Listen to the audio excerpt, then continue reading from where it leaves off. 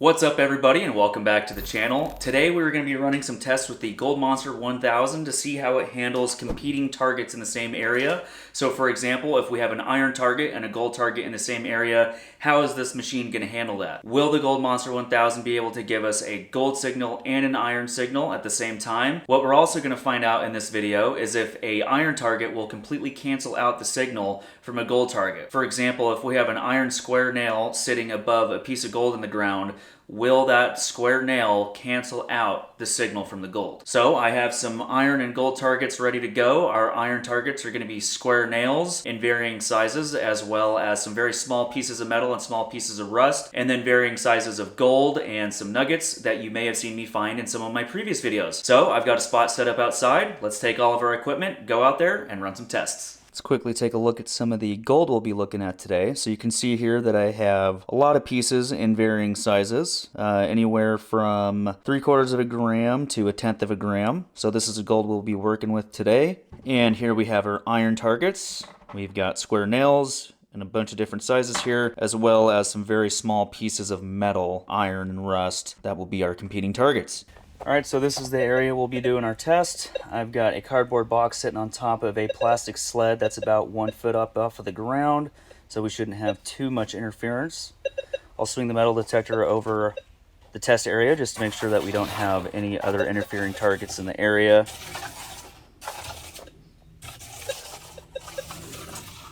So we do have some very minor chatter, but it's not going to be a problem with the test. Let's go ahead and get started. Our first test is going to be with this pretty small piece of gold right here. It's pretty much a flake.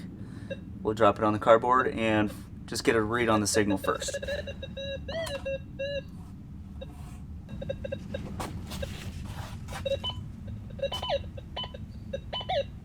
So swinging over this target, we can see that it's going over to the gold every single time. It kind of hops over to the iron side here and there, but pretty consistently on the gold side. Which is pretty typical of the gold. Sometimes you'll see it swing back and forth if you're swinging to the left and it still goes to gold. That's a pretty good sign. When we're seeing it go to the gold side when we swing both left and right. Alright, so let's go ahead and put a small piece of iron next to that and see how it affects our target. Now we'll go ahead and take this small piece of iron here and we'll put it next to the gold and run some tests. So first thing, I'll go ahead and put it about 3 inches away from the gold and see how the Gold Monster handles that.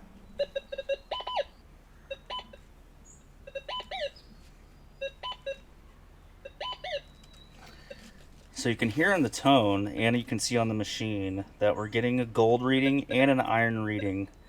Mostly just the gold though, so watch as I swing to the left. Goes to a high and a low tone, and on the first tone it goes to the right to the gold side, and then we get a low tone on the iron side. Now let's go from the left to the right. And that time we did hear a little bit of an iron tone, but the gold is ringing pretty loud. So in this case, with the 5-inch coil, we have the iron about 2.5 to 3 inches away from this smaller piece of gold, and it's still reading pretty heavily onto the gold side. So let's push the iron target a little closer to the gold and see if that changes anything. So I'll go ahead and push it to about 1 inch away from the gold. Now let's do the same test.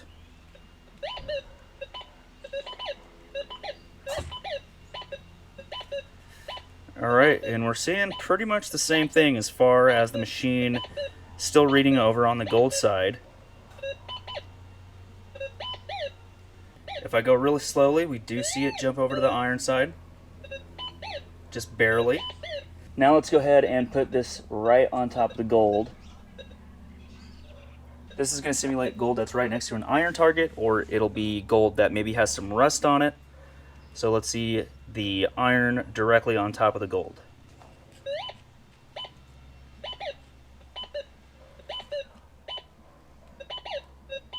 Okay, now in this case, the gold is picking up much stronger than our iron target. Just to verify that our iron target does in fact read strong on the iron side, we'll just swing over that. And we can see that it's going to the iron side every time we swing the coil over the iron target. All right, let's put something a little larger next to the gold. So we've gone up in size pretty significantly here. We have this square nail. Let's take a look at how this reads on the Gold Monster. And that's reading very strong onto the iron side. We'll get the gold back here in the middle, and I'll start with the square nail about 5 inches away, and then let's see what we get.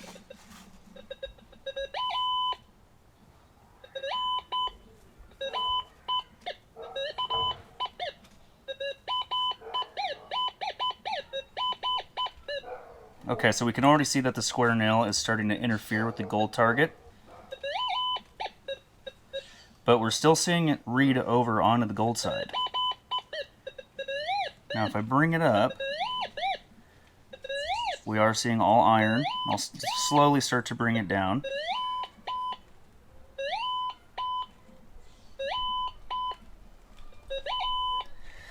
Alright, so what I'm seeing here is that even having this square nail about 5 inches away from the smaller target is enough to really interfere with the signal of the gold. And the only time that we actually see the gold signal is if we go very slowly. But we do see it ringing over to the gold side.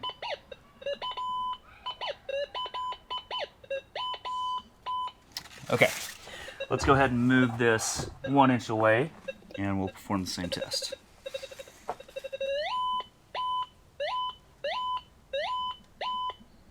So here we're seeing it completely cancel out the gold signal. I'll go very slowly, see if that helps.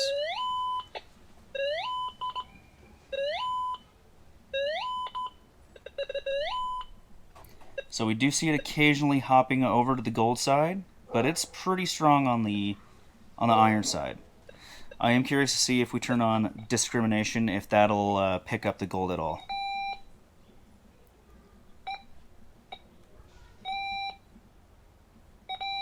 So that high-pitched tone that you're hearing there, that's the sound that the machine makes when it's in iron discrimination mode, meaning that it's only going to make a tone if it's picking up a gold or non-iron target.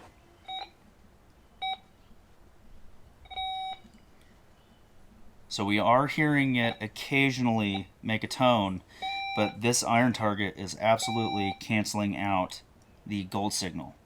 Now let's go ahead and put it directly on top.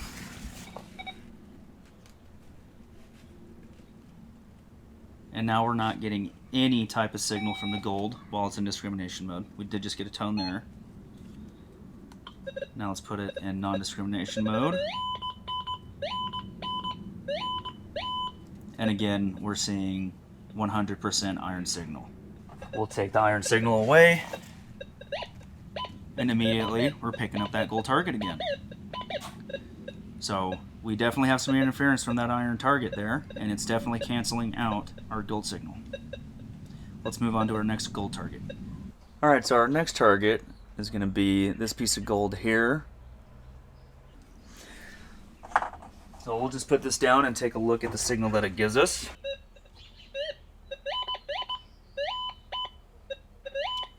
Alright, so we can see that this reads right over to the gold side, just as we would expect. Now we'll go ahead and take this square nail that we used in our first test, and I'll put it about 5 inches away from our gold and see how the Gold Monster reads the competing targets. Alright, so right away it looks like it's jumping from the gold side to the iron side.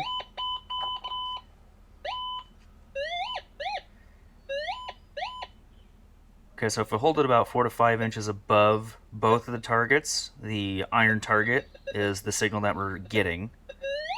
But it does occasionally jump over to the gold side, and as we get closer, we can see that the machine's jumping from left to right, jumping from the gold side to the iron side.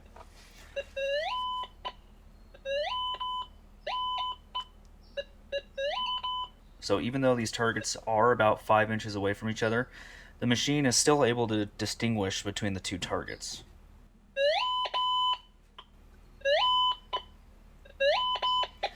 Let's go ahead and bring the iron target a little closer, about 1 inch to 1.5 inches.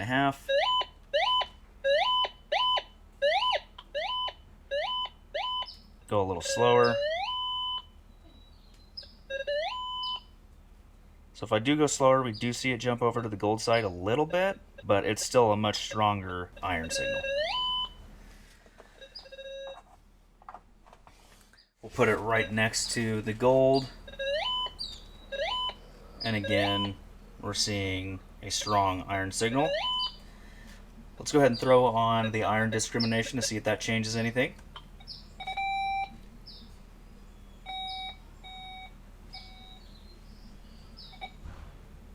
Okay, so with iron discrimination on, the machine is still giving us a very slight signal on the gold side, even though it's not pinging over to the gold side.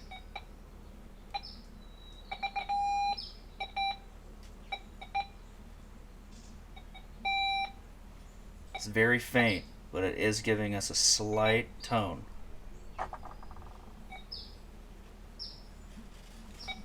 Alright, so let's go ahead and put a smaller iron target next to this gold target here and see how that changes things.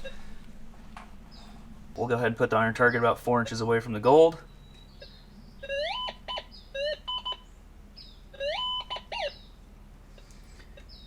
Alright, so these targets are a little more close in size, and we are seeing that the machine is having an easier time differentiating between the two targets. So as I swing over the iron target, it's giving us an iron tone. And then as we hop over to the gold side, we're seeing it give us a gold tone.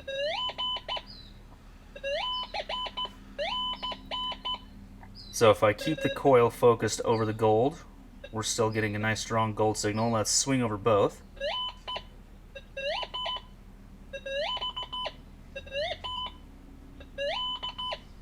Alright, so given that they're the same size, it seems like the machine is about 50-50 as far as pinging on the left side and on the gold side, or the iron side and the gold side.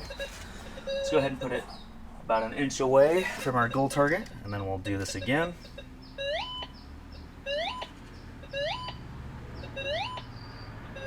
So in this case, the gold is actually ringing quite a bit stronger than our iron target. We do still see it jumping over to the iron side, but it looks like the gold is actually coming out on top as far as the strength of the signals goes.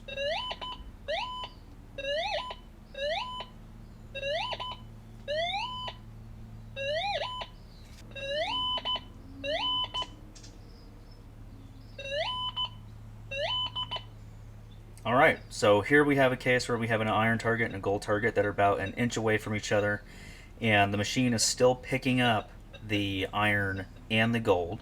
So this target isn't completely canceling out the gold signal, but it is competing with that signal. Let's go ahead and put the iron target right on top of the gold.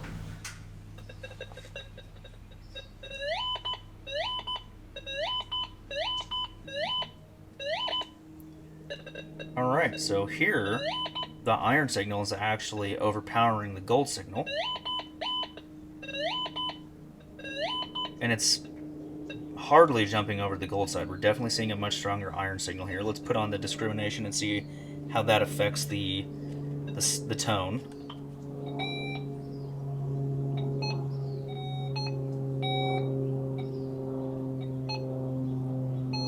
So we are still hearing the tone from the gold.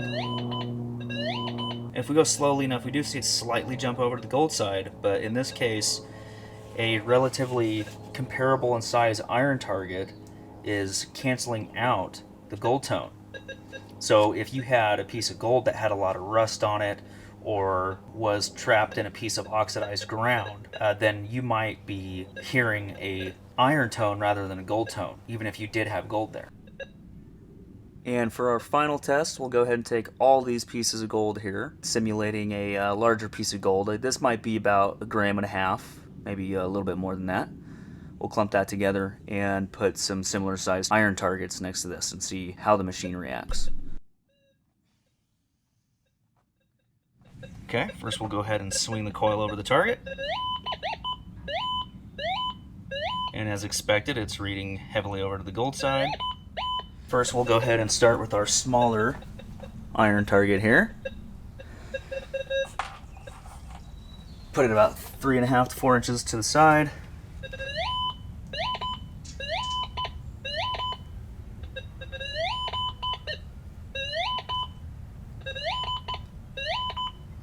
And we can see it's about 50-50. I would have expected it to be more on the gold side, given how much more gold there is than the iron target.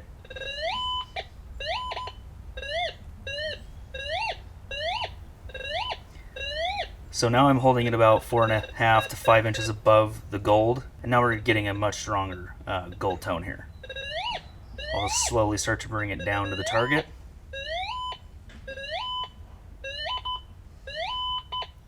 And now our iron target is starting to compete with our gold tone. Let's move it about an inch away. Do the same test.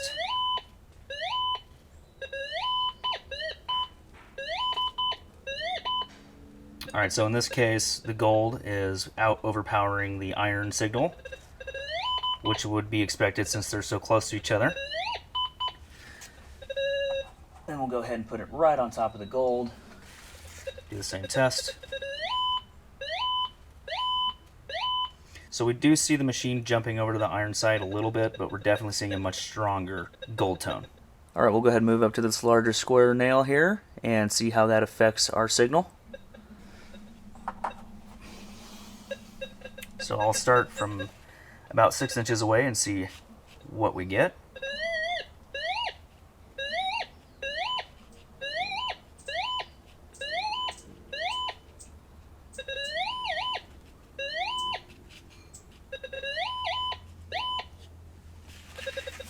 Alright, so the machine is able to distinguish between the two targets. If I come in from the right side, we're seeing the machine read over to the gold side.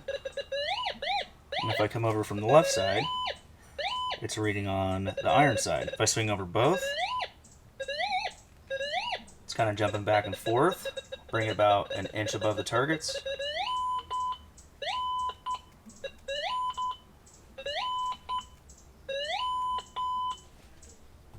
Okay, so as we swing it over the gold, it's giving us a gold tone. As we swing it over the iron, it's giving us an iron tone. When I hold it about 5 inches above both, we get about 50-50 as far as the machine jumping over to the gold tone side and the iron side. So let's push the square nail a little closer to the gold and see how that changes our tone. So I've gone ahead and put it about an inch away.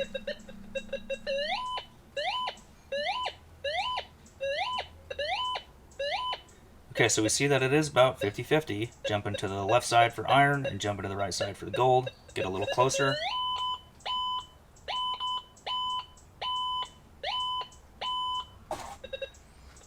Alright, so in this case, the iron signal is not overpowering the gold signal. We're getting a signal from both iron and gold here at 1 inch. Now let's go ahead and put the iron directly on top of the gold.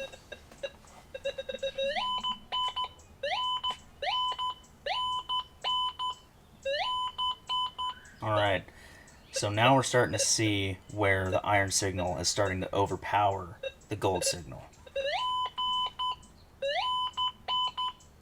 So in this case, we're not getting a gold signal at all. At least not visually, we're not getting a gold signal. Let's go ahead and put it on discrimination and see if that changes our tone.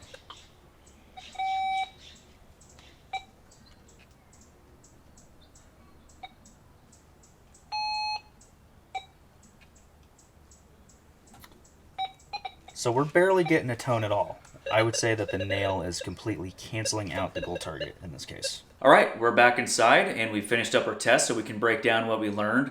We had 2 questions we wanted to answer from these tests, and the first question was, can the Gold Monster differentiate between 2 targets that are in the same area? For example, if we have an iron target and a gold target, are we going to see both an iron signal and a gold signal? And in most cases, we did. If we had the gold and the iron around 1.5 to 6 inches apart, in all of those cases, the machine could mostly give us a gold signal and an iron signal, where we would swing the coil over the gold and it would jump to the right and give us a signal for the gold. And as we continued through that swing over the iron target, we would see the machine give us a signal on the iron side. And you could also hear that where it gives that kind of higher tone for the gold and a little bit lower, different tone for the iron. So can the Gold Monster differentiate between two targets in the same area?